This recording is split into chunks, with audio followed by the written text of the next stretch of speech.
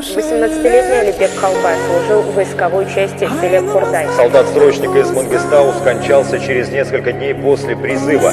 Обстоятельства смерти официально неизвестны. Родные погибшего солдата не верят официальной версии, они уверены, Алибека избивали, о чем свидетельствуют многочисленные гематомы на теле парня. Родные 18-летнего Алибека Калбая ждали его с армии только через год. Но не прошла и неделя с призыва, а родственникам юного военнослужащего сообщили.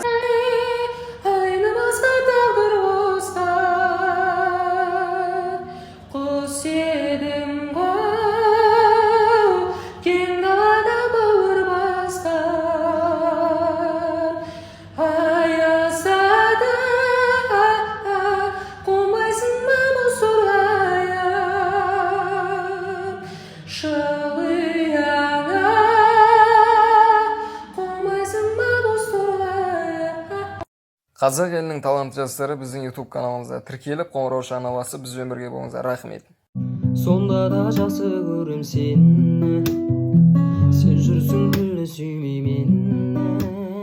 Мен сені баурап алам, өзіме ғашық қылам, сен оған сенбесең де мейлі. Түнгі сағат 12, күтіп тұрмын көшемде сені.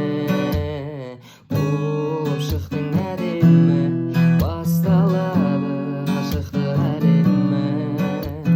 Жүрегіңді сеземін, толқып тұрған жан дүниемді. Бәрін ұмыт, жаныма келші, күлімде маған тек сенші.